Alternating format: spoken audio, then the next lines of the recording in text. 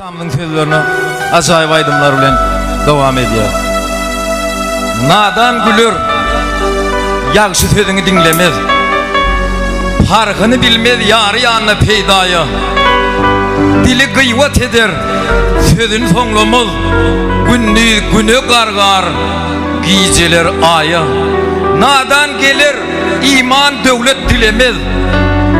Müynlü olur, merekeni halamaz. Ak süt veren enesini sıylamaz. İt bolup topulup yürür gedaya. Kelamda okudum, sözlerim haktır. Nadan Huday yoktur diyer ne haktır. Üç ayak diymesen hatınsa yoktur. Barıp hizmet kılar bir bahil baya. Ten olmazlar, nadan ölse gelirler. Yugup artıp ak kepeni salarlar. Hey maltım gülü giyistir sonra bilerler. Barıp giyrenden son bir davan şaya diye. Ananı ben şu an devam ediyor.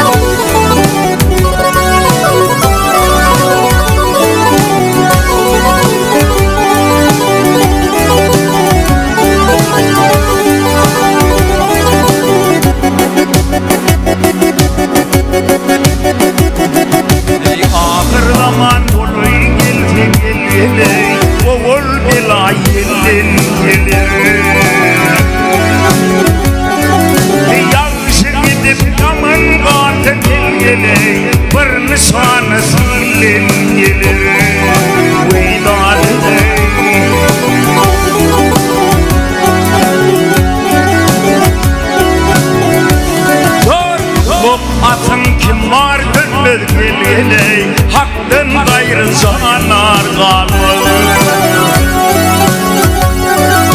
Hakiki sevgila gelmer gelmeli. Maye bila marın gelir.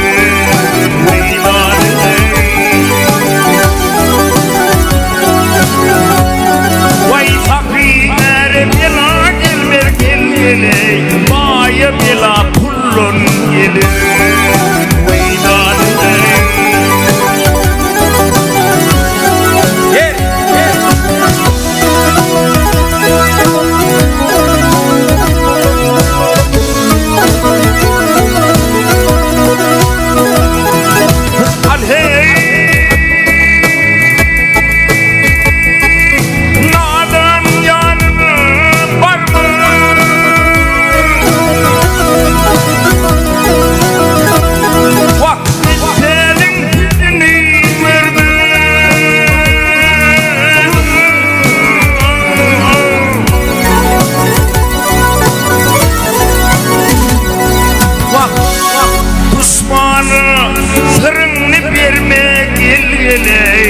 Başı bila dilin gelir.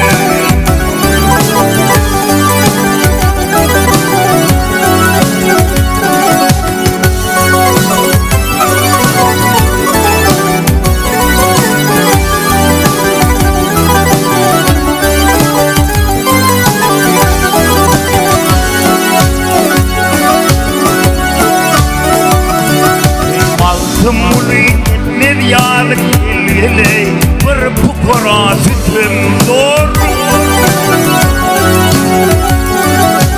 Her yerde ulu korum gelir. Bir bolup yenanın gelir. Başır bila dilin gelir.